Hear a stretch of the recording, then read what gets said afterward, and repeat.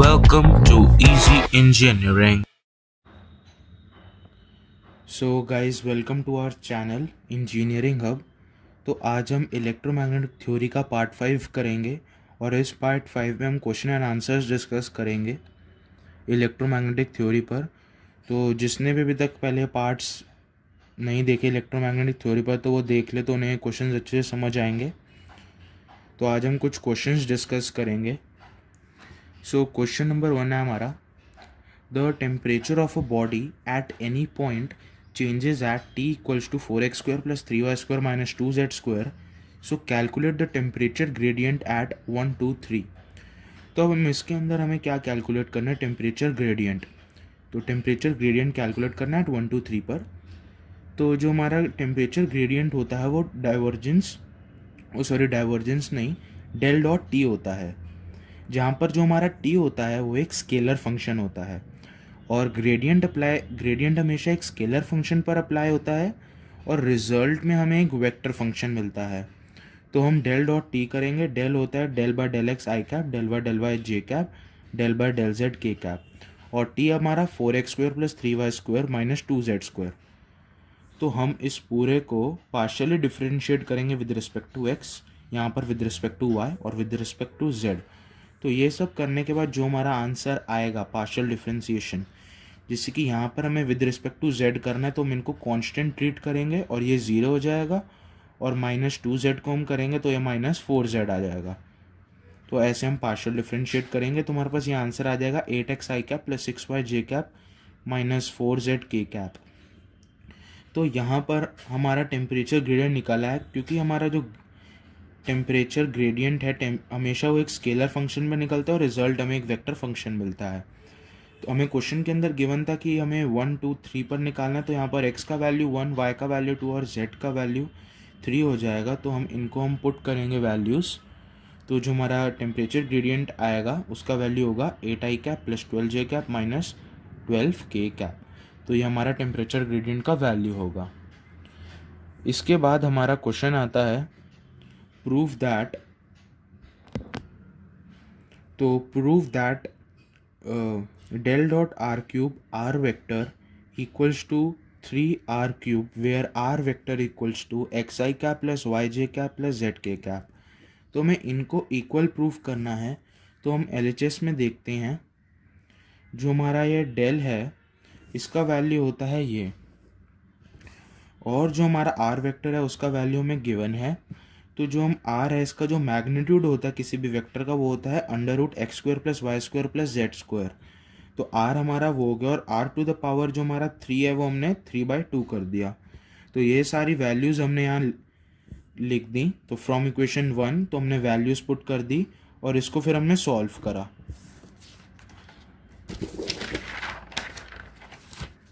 तो इसको हम सॉल्व करेंगे।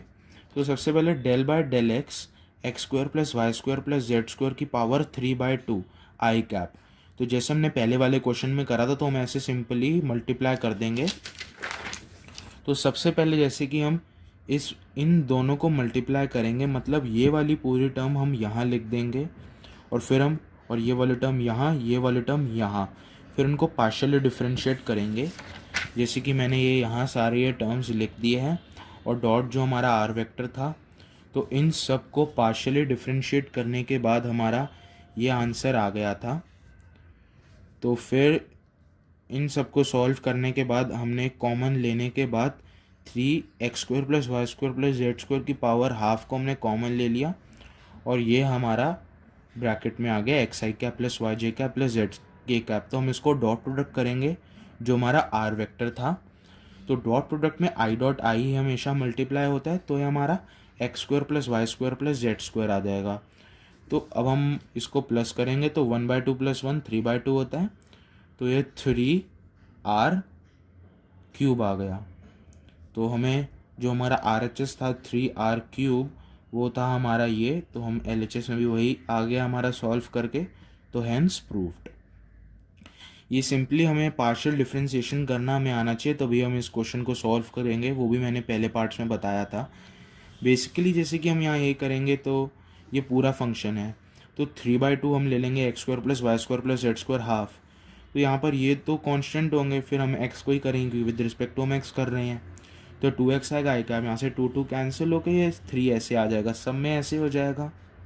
बस यहाँ 2x आएगा, यहाँ 2y, यहाँ 2z, तो कॉमन लेके ये आ जाएगा। फिर हम डॉट प्रोडक्ट करके अपना ये आंसर निकाल लेंगे और ये प्रूव्ड हो जाएगा। फिर अगला क्वेश्चन हमारा आता है कि शो दैट वेक्टर फील्ड, जो हमारा ए वेक्टर है, हमें उसका वैल्यू गिवन है। तो हमें ये बताना है कि जो हमारा वेक्टर है वो कंजर्वेटिव है और इररोटेशनल है। तो मैंने पार्ट्स में बताया था कि जब हमें इररोटेशनल प्रूफ करना होता है तो हम कर्ल ऑफ है ना the given vector equals to 0 put करते हैं। तो हम यहाँ भी यही करेंगे, curl of A equals to 0। अगर हमारा curl of A equals to 0 आया तो इसका मतलब जो हमारा वेक्टर है वो इररोटेशनल है और हमें यही दिखाना है। तो हम कर्ल ऑफ ए करेंगे आई जे के लिख के del by del X, del by del Y, del by del Z. तो जो भी हमारा ए का वेक्टर का जो एक्स कॉम्पोनेंट है वो यहाँ आएगा, वाई कॉम्पोनेंट यहाँ, जेड कॉम्पोनेंट इधर। तो हम सिंपली डिटर्मिनेंट को सॉल्व करेंगे और जब हम डिटर्मिनेंट को सॉल्व करेंगे तो हमारा ये सारा कैंसिल आउट होकर 0 आ जाएगा। तो हम कह देंगे कि जो हमारा कर्ल ऑफ है वो 0 है। इसका मतलब जो हमारा वेक्टर जो फील्ड ए है वो कंजर्वेटिव है या इररोटेशनल है। तो हेंस प्रूव्ड ये भी हो जाएगा। फिर अब उसके बाद हमें क्वेश्चन है हमारा, find the constant A such that the vector A जो हमें गिवन है इज सोलेनोइडल। ये भी मैंने इसकी भी कंडीशन मैंने आपको बता रखी है पहले वाले पार्ट्स में कि जब भी हमें सोलेनोइडल प्रूफ करना होता तो हम डाइवर्जेंस ऑफ ए को 0 पुट करेंगे। तो डाइवर्जेंस ऑफ ए मतलब डेल का वैल्यू हम लिखेंगे ये और जो ए का लिखेंगे ये। तो यहाँ सिर्फ हमारा डॉट प्रोडक्ट होगा। डॉट प्रोडक्ट हमने करा क्योंकि जब भी हम डाइवर्जेंस निकालते जो हमारा लगाते हैं हम वेक्टर पर है, पर हमें रिजल्ट स्केलर पे मिलता है। तो यहाँ भी हमारी वेक्टर क्वांटिटी शो नहीं होनी चाहिए। तो हम इसके अंदर करेंगे तो यहाँ ये 1 आ जाएगा प्लस 2 प्लस ए आ जाएगा। पार्शियल डिफरेंशिएट करके इक्वल टू 0 पुट करेंगे क्योंकि सोलेनोइडल है तो ए का वैल्यू हमें निकल जाएगा। तो ये सारे क्वेश्चन ही बहुत सिंपल हैं, बेसिक कंसेप्ट पे गिवन है जो मैंने आपको पहले पार्ट्स में बता रखा है। तो इसलिए आप पहले वाले पार्ट्स भी ज़रूर देखें तो आप ये क्वेश्चन आसानी से सॉल्व कर पाएंगे। इसके बाद हमारा क्वेश्चन आता है, a point charge of 13.5 microcoulomb is enclosed at the center of the cube of side 6 centimeter. So find the electric flux through whole volume of the cube and through one face of the cube. तो हम simply इसमें Gauss law का application से solve करेंगे इसे। तो Gauss law हमारा क्या, जो हमारा इलेक्ट्रिक फ्लक्स होता है होल सरफेस के अंदर वो होता है Q अपॉन में एप्सिलॉन नॉट। तो यहाँ पर हमें Q का वैल्यू भी गिवन है और एप्सिलॉन नॉट का वैल्यू तो हमें पता ही होता है 9 × 10⁹ और Q का वैल्यू हमें यहाँ गिवन है।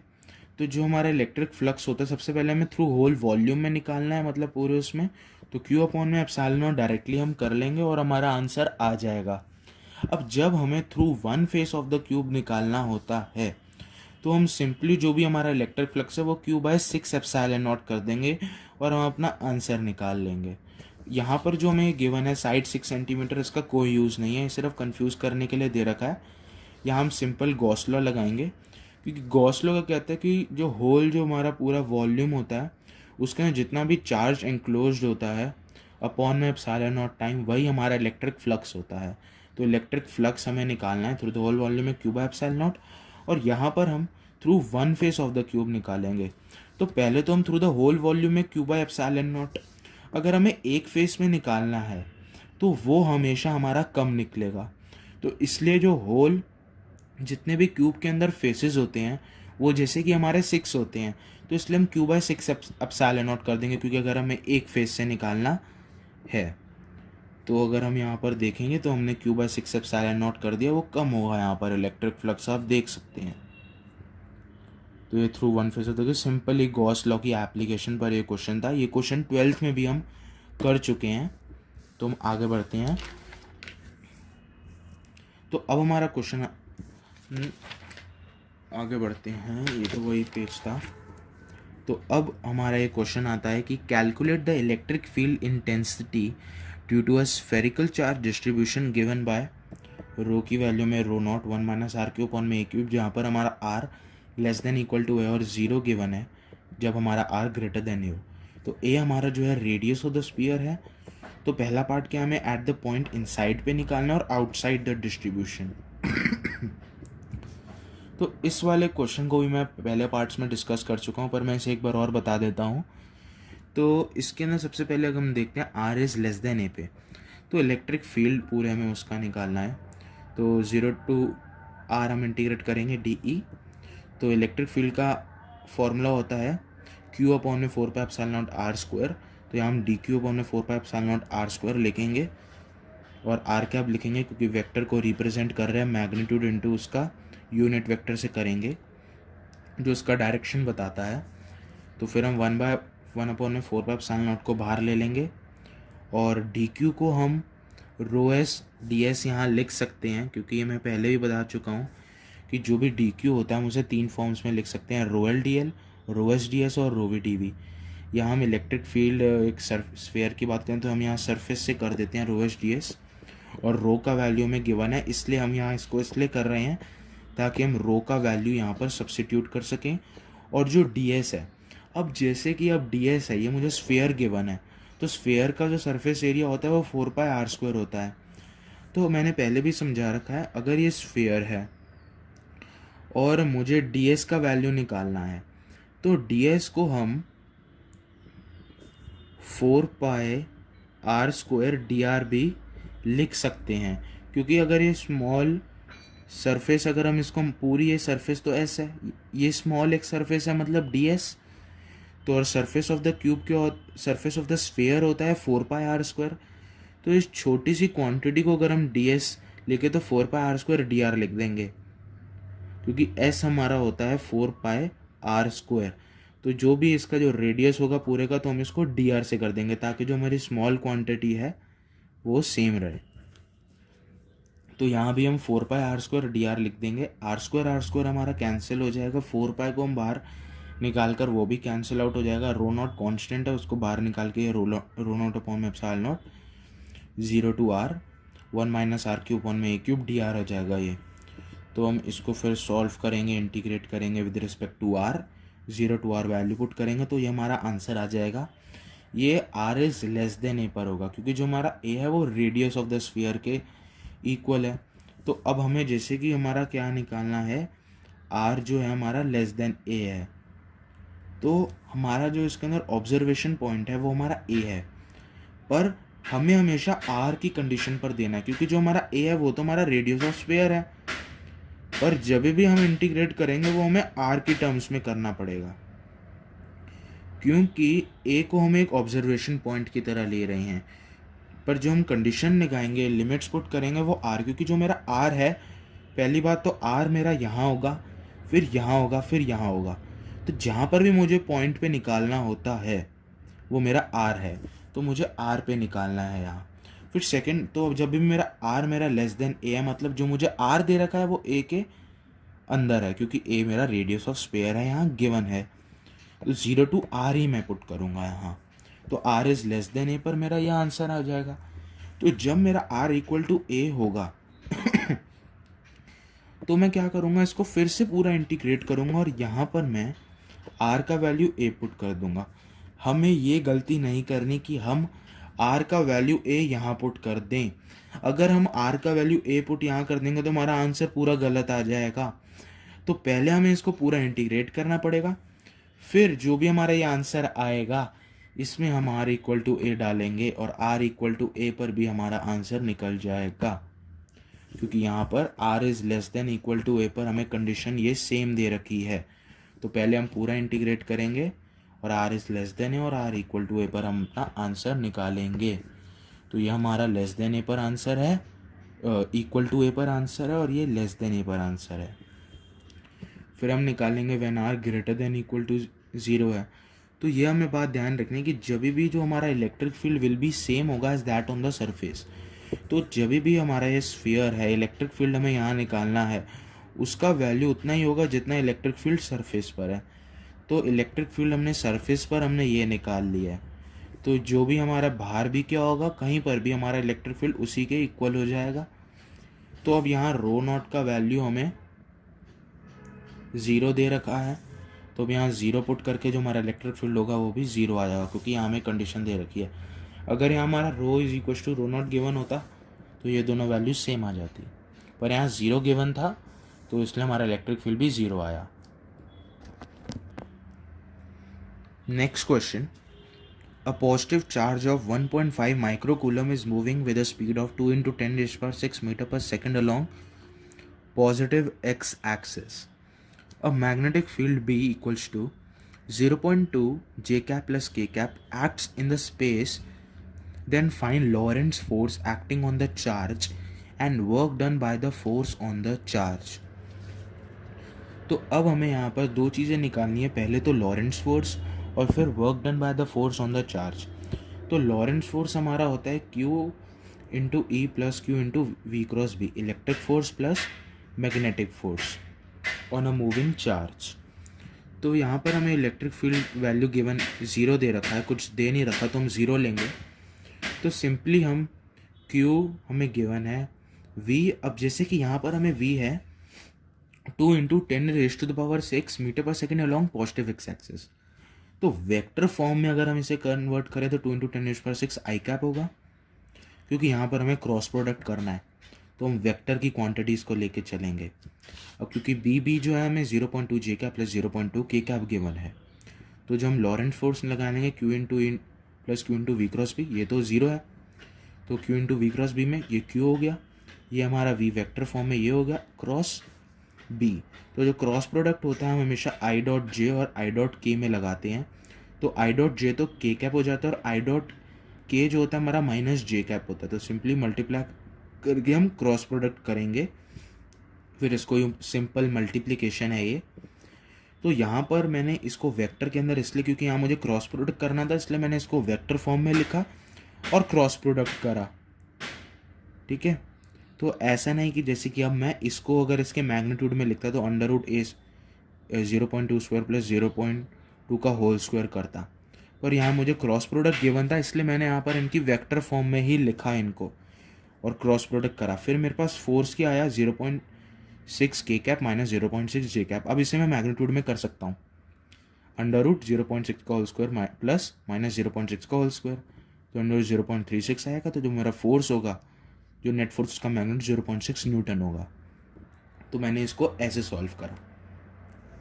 तो आपको ये पता होना चाहिए लॉरेंट्स फोर्स क्या है, और ये यहाँ पर ये क्रॉस प्रोडक्ट निकालना है। तो इस क्वेश्चन में ये ट्रिक था कि यहाँ हमें ऐसे दे रखा है अलॉन्ग पॉजिटिव एक्स एक्सिस, तो हमें इसकी वेक्टर फॉर्म में कन्वर्ट करके यहाँ क्रॉस प्रोडक्ट अप्लाई करेंगे, फिर मैग्नीट्यूड फॉर्म में इसका आंसर निकाल लेंगे। अब हमें दूसरे पार्ट में निकालना है कि work done by the force on the charge.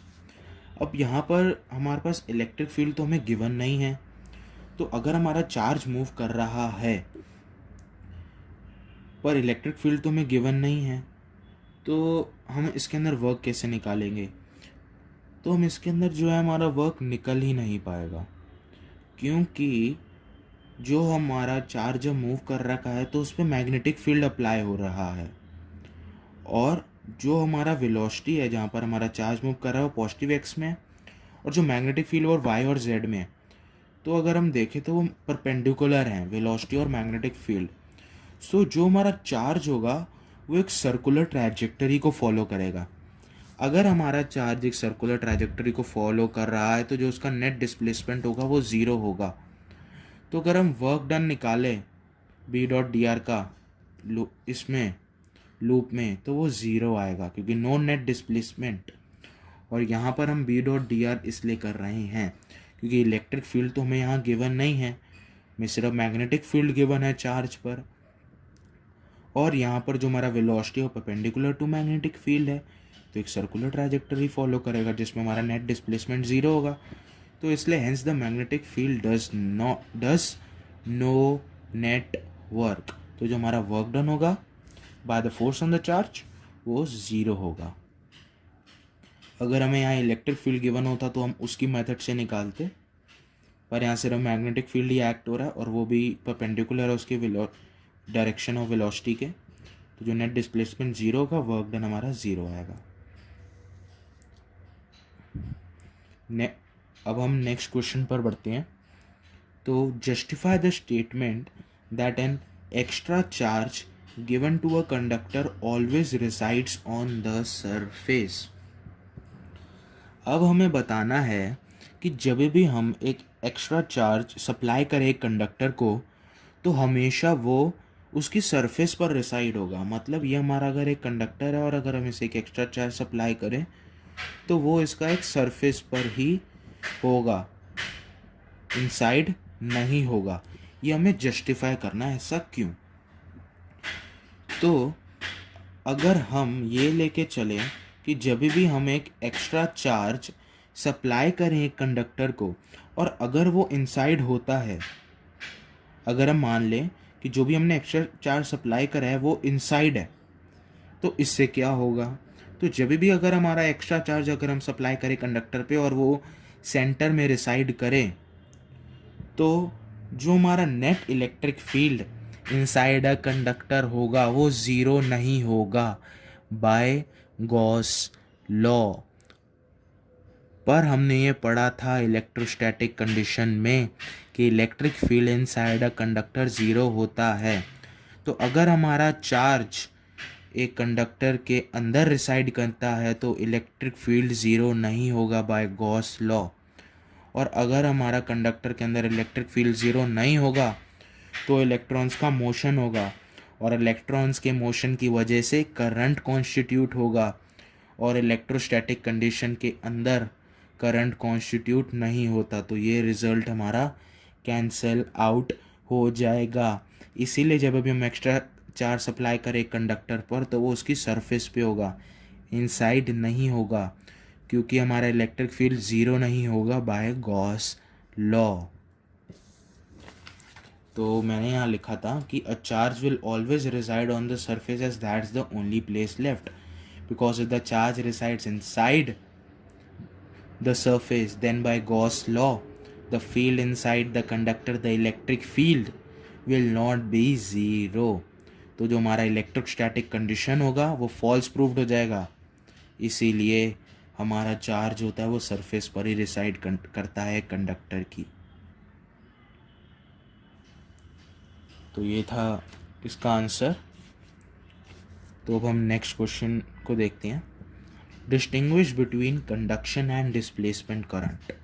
How the displacement current is related to the motion of charge flow। तो सबसे पहले हम डिफरेंस देखते हैं इनके बीच में, कंडक्शन और डिस्प्लेसमेंट करंट। सो जो हमारा कंडक्शन करंट है वो ओम्स लॉ को फॉलो करता है और डिस्प्लेसमेंट करंट ओम्स लॉ को फॉलो नहीं करता। इसका भी आंसर मैं आपको इसके सेकेंड पार्ट में बताऊंगा, अच्छे से समझाऊंगा। फिर सेकेंड पॉइंट हम इसका लिख देंगे, जो भी कंडक्शन करंट डेंसिटी का फॉर्मूला रो इंटू ई होता है और ये डिस्प्लेसमेंट करंट डेंसिटी का del D by del T epsilon naught del E by del T.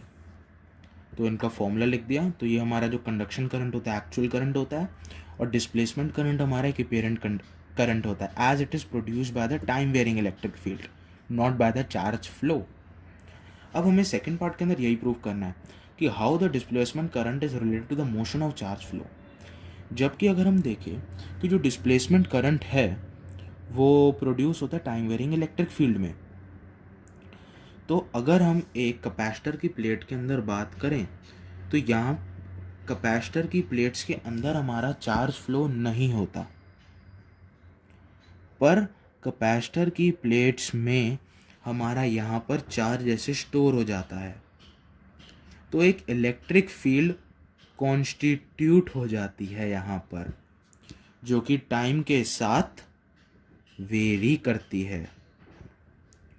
तो इसीलिए कैपेसिटर की प्लेट्स में हमें डिस्प्लेसमेंट करंट होता है, जो कि एक अपेरेंट वैल्यू ऑफ करंट है।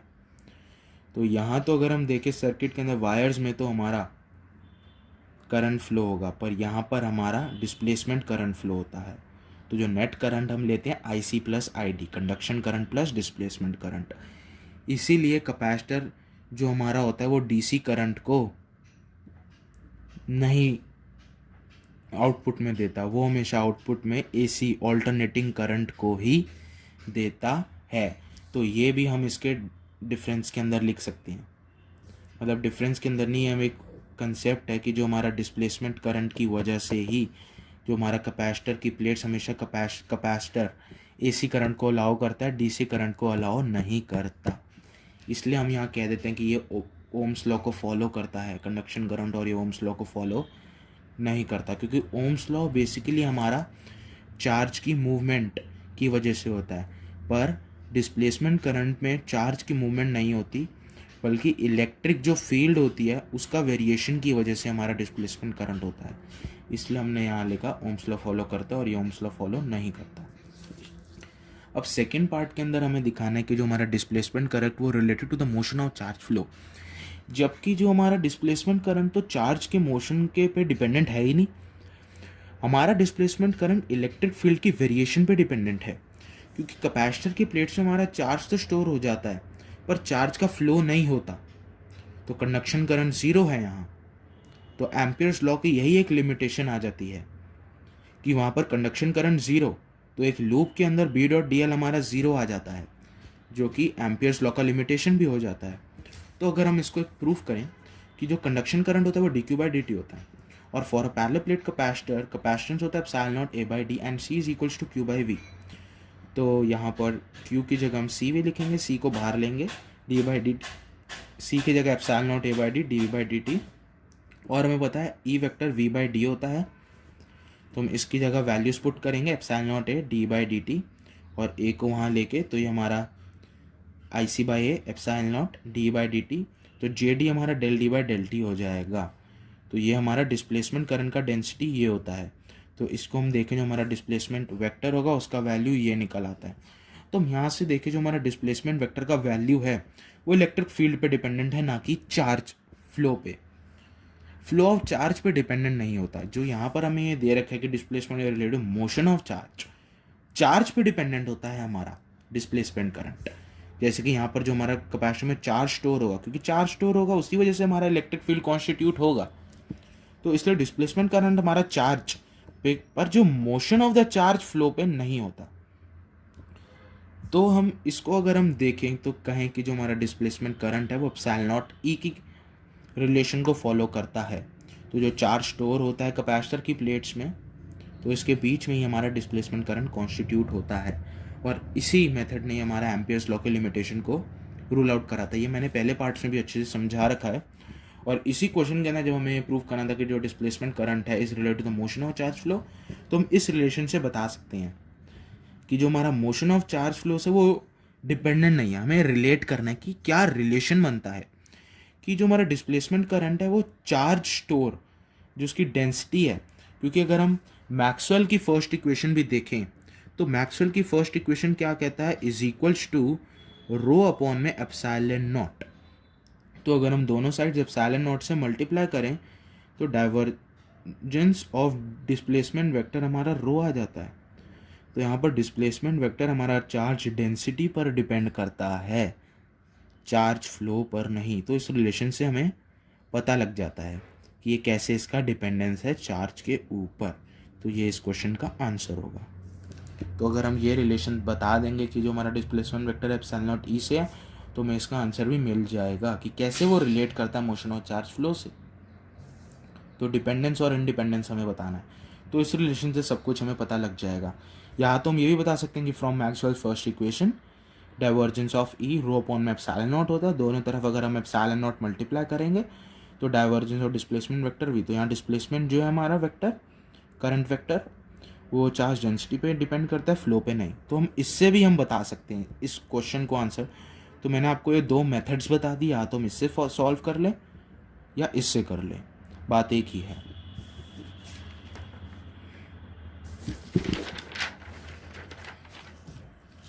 अब हम आज की वीडियो का ये आखिरी क्वेश्चन देखते हैं।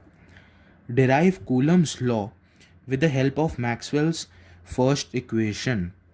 अब हमें कूलम्स लॉ को बताना है from the Maxwell's first equation. तो हम ये क्वेश्चन देखते हैं, derive Coulomb's law with the help of Maxwell's first equation. तो जो मैक्सवेल्स फर्स्ट इक्वेशन था जो कि गॉस लॉ को बताता है, जो उसका डिफरेंशियल फॉर्म होता है, ये मैंने पहले पार्ट्स में बता रखा है, divergence of E equals to rho upon में एप्सिलॉन नॉट। तो इसमें क्या करेंगे हम इसके बाद स्टेप में, taking volume integral on both the sides. तो वॉल्यूम इंटीग्रल हम बोथ द साइड्स पर ले लेंगे। फिर हम क्या करेंगे, applying Gauss divergence theorem in LHS। तो ये मैंने पहले पार्ट्स में बता रखा है कैसे हम अप्लाई करेंगे। तो ये वॉल्यूम में था तो सरफेस में कन्वर्ट हो जाएगा और ये हट जाएगा, तो ये E डॉट ds आ गया। रो वी अपॉन में डी क्यू।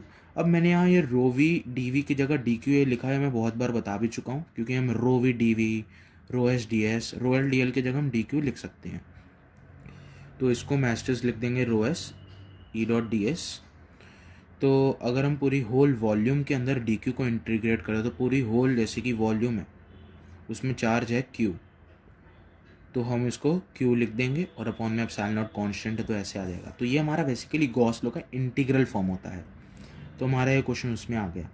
पर अब हमें प्रूव करना है Coulomb's law, Maxwell first equation से। कूलम्स लॉ क्या होता है, जो हमारा इलेक्ट्रिक फोर्स होता है Q into Q one into Q two upon में 4 pi epsilon naught R square. तो अगर हम देखेंगे तो हमारा force, electric force is equal to Q into E होता है, और यहाँ पर जो हमारा इलेक्ट्रिक फोर्स है एफ बाई क्यू है, तो इंटीग्रेशन एस डी एस लिख देंगे यहाँ पर equals to Q upon epsilon naught. तो अगर मैं इसको 2 ले लेता हूँ यहाँ पर, तो फ्रॉम 1 एंड 2 हमारा ये ऐसे आ जाएगा। फिर एफ बाई क्यू को हम बाहर ले लेंगे तो रो एस डी एस। अब जैसे कि एक स्फीयर है, जैसे कि हम मान लेते हैं एक, जैसे कि पॉइंट पे हमें निकालना है तो गॉसियन सरफेस पे स्फीयर होता है, तो ये हमने 0 to r ले लिया 4 pi R square D are के। मैं पहले ही बता दिया इसके रो एस, ये इंटीग्रल है एस डी एस को मैंने 4 pi R square D are लिख लिया और 0 to r से इंटीग्रेट कर दिया, तो ये 4 पाई आर स्क्वायर आ जाएगा। तो जो मेरा इलेक्ट्रिक फोर्स है वो Q into Q 4 pi epsilon naught R square आ जाएगा। तो मेरा कूलम्स लॉ भी प्रूफ हो जाएगा।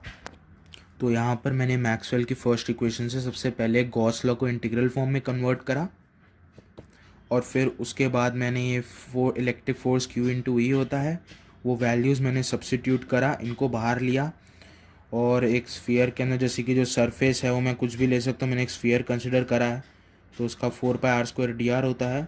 तो इलेक्ट्रिक फोर्स मैं ये ले आया Q into Q upon 4 pi epsilon naught R square, क्योंकि अगर जैसे कि ये मेरा है, ये ऑब्जर्वेशन पॉइंट है, तो जो हमारा इलेक्ट्रिक फील्ड, जैसे कि इस फॉर्मूला को अगर हम देखें तो यहाँ मैंने ये कैपिटल क्यू इसलिए नहीं लिया क्योंकि मैं ये देखता हूँ कि जो इलेक्ट्रिक फील्ड जो भी हमारा होता है, जो दूसरा वाला चार्ज पहले वाले फोर्स पे जो फील्ड प्रोड्यूस करता है वो यहाँ आता है, इसलिए मैंने यहाँ स्मॉल क्यू एक अनदर चार्ज लिया है और मैंने उसी को ही लिखा है। ये क्यू तो मेरा स्फीयर का है और ये स्मॉल क्यू जैसे कि मैं मान लेता हूँ मेरा ये है, और ये इनका बीच का डिस्टेंस था आर, और इस पे मेरा चार्ज है क्यू।